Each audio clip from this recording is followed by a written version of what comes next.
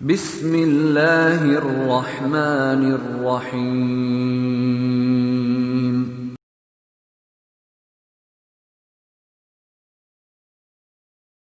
بسم اللہ الرحمن الرحیم۔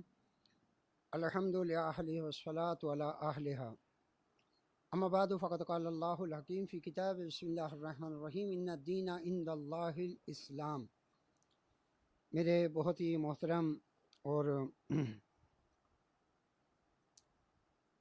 عزیز خصوصاً طالب علم، نوجوان نسل اور جوان حاضرین اور ناظرین کی خدمت میں السلام علیکم ورحمۃ اللہ وبرکاتہ۔ آج کا ہمارا یہ لیکچر اور یہ درس چھٹا لیکچر ہے، اور آج ہم بہت ہی اختصار کے ساتھ اس مختصر سے وقت میں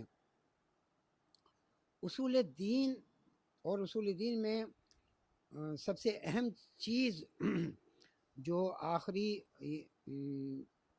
جو اس کا عنوان ہے معاد، اس کے بارے میں ذرا سا بتائیں گے۔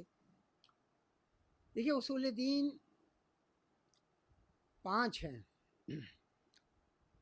البتہ یہ بات یاد رکھیے کہ بعض جگہ پر اگر اصول دین 3 لکھے ہوئے نظر آئیں تو گھبرانے کی ضرورت نہیں ہے، اس لیے کہ اصول دین توحید، کیونکہ توحید کا لازمہ عدالت تھا، اور عدالت ایک اہم صفت ہے پروردگار عالم کی، لہذا علماء نے اس کو الگ سے بیان کیا۔ اسی طریقے سے توحید کے بعد نبوت، اور نبوت کا لازمہ ہے امامت، لہذا علماء نے امامت کو الگ سے بیان کیا، جیسا کہ دینیات میں اور دینیات سینٹر میں مثلا اس قسم کی چیز جو ہے وہ ہمیں ملتی ہے۔ اور پھر 5ویں چیز ہے معاد، لہذا بعض وقت اتنا لکھ دیا جاتا ہے توحید، نبوت اور معاد، 3 چیزیں، اور کیونکہ 2 چیزیں جیسا عرض کیا میں نے کہ توحید کا لازمہ عدالت ہے، علماء نے اس کو الگ سے ڈیفائن کیا، الگ سے بیان کیا، تو توحید کے بعد ہم اپنے نوجوانوں بچوں کو جو بتاتے ہیں وہ یہ کہ توحید، عدل، نبوت، اور نبوت کے بعد امامت، اور پھر ہے قیامت۔ توحید تو یہی ہے کہ پروردگار عالم یکتا ہے، ایک ہے، جیسے کہ قرآن مجید کی آیت بھی بیان کر رہی ہے کہ لو کان فیہما آلہۃ الا اللہ لفسدتا، کہ اگر اس کائنات میں، زمین اور آسمان میں کئی اور خدا ہوتے تو لفسدتا، تو یہ آسمان اور زمین جو ہے وہ کیا ہے، فاسد ہو جاتے۔ کیوں؟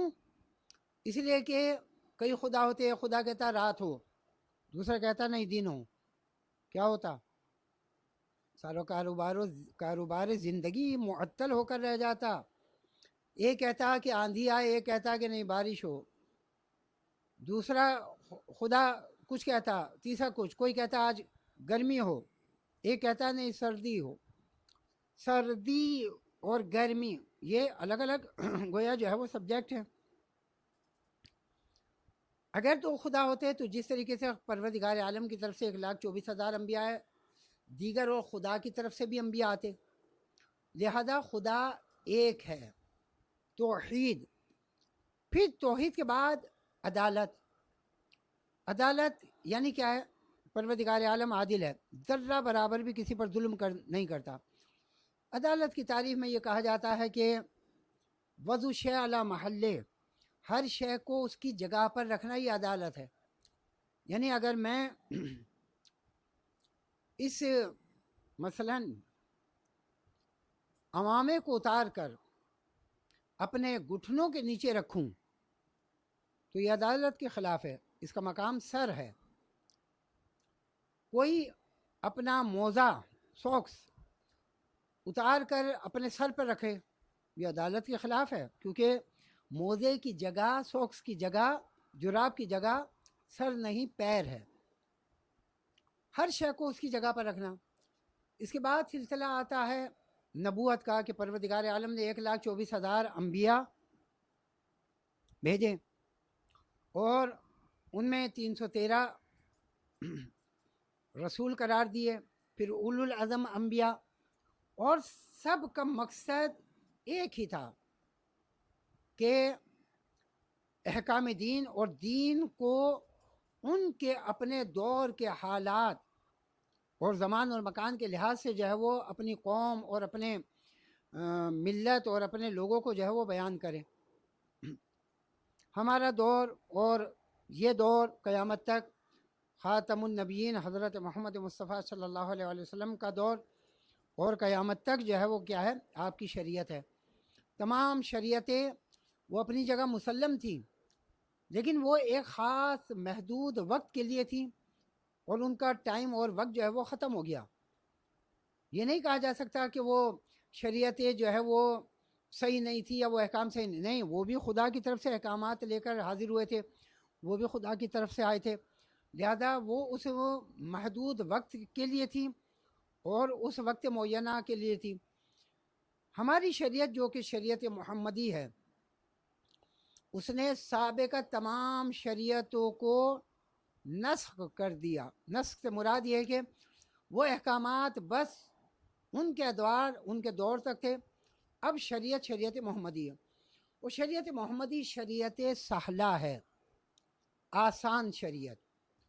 اس شریعت کی حفاظت کے لیے 12 امام پروردگار عالم نے قرار دیے، یعنی جسے کہا جائے کہ اہل بیت اطہار علیہ الصلوۃ والسلام اور 12 امام کا سلسلہ آپ کے جانشین کا جو ہے وہ سلسلہ رہا، اور پیغمبر نے ان 12 اماموں کے ایک ایک کے نام جو ہے وہ بیان فرمائے ہیں کہ پہلے امام حضرت علی علیہ الصلوۃ والسلام، اور اسی طریقے سے دوسرے تیسرے اور 5 امام حضرت امام زمانہ اجل اللہ تعالیٰ فرجہ الشریف وجعلنا من اعوان انصار۔ یہ سلسلہ امامت اور 12ویں کڑی امامت کی وہ کیا ہے؟ وہ اس دور میں ہم زندگی بسر کر رہے ہیں، ولو یہ کہ یہ غیبت کبریٰ کا زمانہ ہے، اور غیبت کبریٰ میں پھر وہ ذمہ داریاں ہیں۔ آخری چیز جو آتی ہے وہ ہے معاد، اور ہمارا اس مختصر سے وقت میں زیادہ تر تعارف جو ہے وہ یہاں پر معاد ہی کے سلسلے میں ہے، جو کہ جسے کہا جائے کہ 2 ہی چیزیں بیان کی جاتی ہے، دنیا اور آخرت، اور یہ کہا جاتا ہے کہ دنیا آخرت کی کھیتی ہے،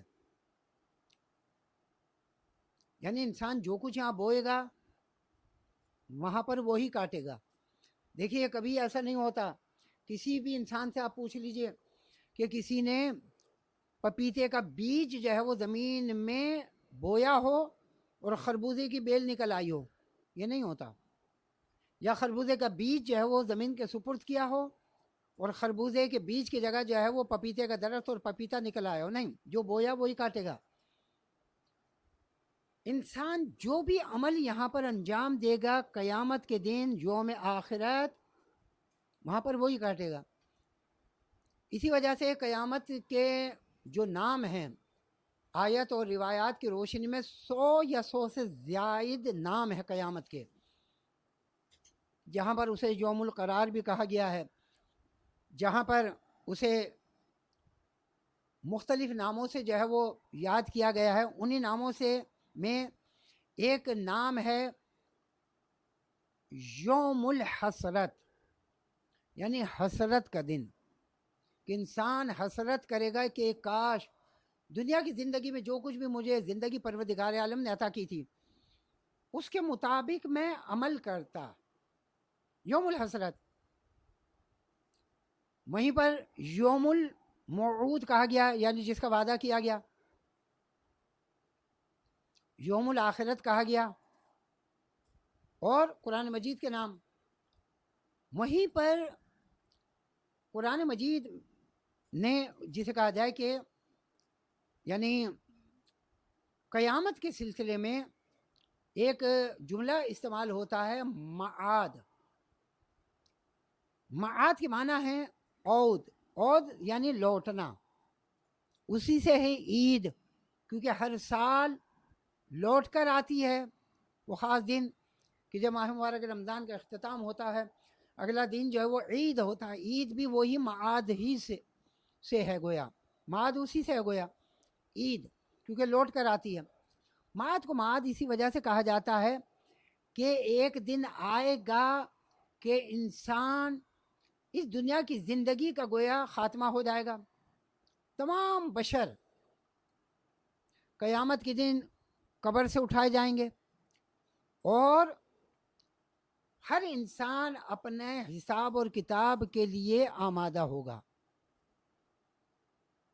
نفسا نفسی کا دور ہوگا اور وہی انسان کامیاب اور کامران ہوگا کہ جس نے اس دنیا میں مقصد حیات کو پہچانا اور مقصد حیات پر اس نے عمل کیا.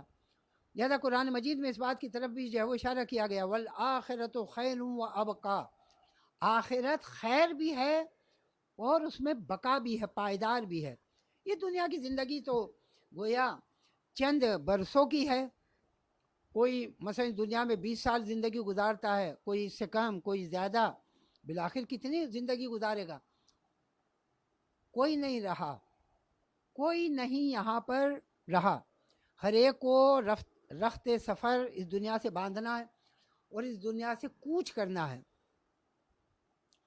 ایک نظم کسی زمانے میں کتابوں میں، اسکول کی کتابوں میں تھی اور بہت زبردست تھی. آپ اپنے بزرگوں سے پوچھے گا، صرف اس کے 2 مصرے اس وقت یہاں پر میں بیان کروں گا کہ اچھا اس میں تھی بھی ٹھیٹھ اردو، ٹھیٹھ تھی بہت ہی قدیم اردو کہ جب لاد چلے گا بنجارا سب ٹھاٹھ پڑا رہ جاوے گا. وہاں پر یہ بھی لکھا ہوتا تھا رہ جاوے گا یعنی رہ جائے گا، یعنی ہر انسان اپنے عمل کے بوجھ کو اٹھائے ہوگا، چاہے وہ اچھائی چاہے برائی، سب ٹھاٹھ پڑا رہ جائے گا. ہر چیز انسان کی اسی دنیا میں رہ جائے گی، دنیا ہی باقی نہیں رہے گی. پھر زر، زمین، مکان، ہر کچھ سب ٹھاٹھ پڑا رہ جائے گا، سب رہ جائے گا. وہاں پر کیا جائے گا؟ انسان کا عمل جائے گا. انسان کا، اس کے عمل کے بارے میں اس سے دریافت کیا جائے گا. اس کی زندگی کا سوال کیا جائے گا کہ بتاؤ زندگی کہاں گزاری؟ اتنی جو ہم نے تمہیں زندگی دی تھی. مطلب اگر کوئی شخص یہ کہے گا، روایت ہے بھی کہ اگر کوئی شخص یہ کہے کہ مالک میں کیا کروں، تو نے مجھے سلطنت عطا کی تھی، حکومت عطا کی تھی، میں جو ہے وہ کیا ہے عیش و عشرت میں مبتلا ہو گیا، تو حضرت سلمان کو پیش کیا جائے گا اور بتایا جائے گا کہ دیکھو انہیں بھی تو ہم نے حکومت دی تھی، یہ تو عیش و عشرت میں مبتلا نہیں ہوئے، کیا تمہاری حکومت ان کی حکومت سے وسیع تھی؟ کسی جوان کو پیش کیا جائے گا، کہا مالک کیا کروں میں، جوانی کے تقاضے تھے، گناہ کرتا رہا. تو مثلا اب یہ میرے الفاظ ہیں، مثلا شہزادہ حضرت علی اکبر علیہ الصلوۃ والسلام کو پیش کر دیا جائے گا کہ یہ بھی تو جوان تھے، ان کی بھی تو جوانی کی امنگیں تھیں. اسی طریقے سے کسی صاحب دولت، وہ کہے گا مالک کیا کروں، میرے پاس دولت تھی لہذا میں نے دولت کو جو ہے وہ کیا ہے الٹی سیدھی چیزوں میں جو ہے وہ پیش کیا. اب یہ بھی میرے الفاظ ہیں. تو حضرت خدیجہ کو پیش کیا جائے گا مثلا کہ وہ بھی تو صاحب ثروت تھیں، خاتون تھیں، انہوں نے دیکھی اپنی دولت کو کہاں پر صرف کیا. اسلام کی ترقی، اسلام کے استحکام کے لیے ڈھیر کر دیا تھا حضرت خدیجہ سلام اللہ تعالی علیہا نے اپنی دولت کو پیغمبر کے سامنے. حتیٰ کہ تاریخ میں ملتا ہے کہ اتنے درہم و دینار کو ڈھیر کیا گیا کہ پیغمبر اور حضرت خدیجہ کے درمیان درہم و دینار کا ایک چھوٹا سا پہاڑ یا ٹیلہ جو ہے وہ قائم ہو گیا. اسی طریقے سے ہر ایک کو، لہذا قیامت کا دن وہ دن ہے کہ جہاں پر ہر انسان کو پیش کیا جائے گا، اس کے نامہ اعمال کا حساب ہوگا اور پھر انسان ابدی زندگی بسر کرے گا. اور وہاں پر 2 ہی صورتیں ہیں، یا انسان بدعمالی کی وجہ سے جہنم میں جائے گا یا نیک اعمالی کی وجہ سے جنت میں جو ہے وہ جائے گا. یہی دو چیزیں ہیں. اور یہ بھی بات یاد رہے، بس میں نے ختم کیا، یہ بھی بات یاد رہے، روایت میں ہے کہ جہنم میں اہل جہنم کو اس وقت تک نہیں لے جایا جائے گا جب تک کہ دور سے ان کو جنت کا نظارہ نہ کرایا جائے. اور یہ بھی ایک بہت بڑی اذیت ہوگی اہل جہنم کے لیے کہ جب وہ دیکھیں گے کہ جنت اور اس کے باغات اور نہریں بہہ رہی ہیں اور اہل جنت جو ہے وہاں پر گویا لطف اندوز زندگی بسر کر رہے ہیں، یہ ان کے لیے سب سے سخت ہوگا. اور اہل جنت کو بھی جنت میں اس وقت تک داخل نہیں کیا جائے گا جب تک کہ ان کو دور سے جہنم کا نظارہ نہ کرایا جائے، تاکہ ان کو اپنی حقیقی زندگی جو اعمال نیک انجام دیتے رہے اس کی قدر معلوم ہو، اور پتہ چلے کہ دیکھو اگر خدا نہ خواستہ ہم دنیا میں بھی ایسے اعمال انجام دیتے تو اہل جہنم کا کیا حال ہو رہا ہے.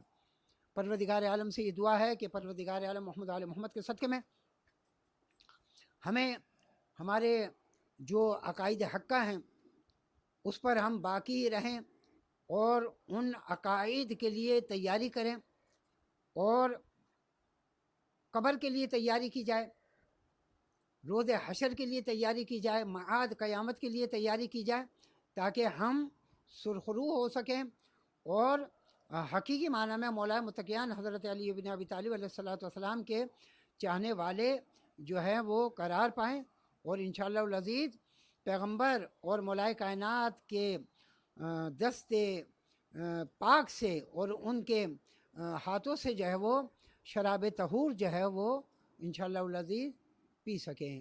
وما علینا الا البلاغ المبین وصلی اللہ علی محمد وآلہ اجمعین.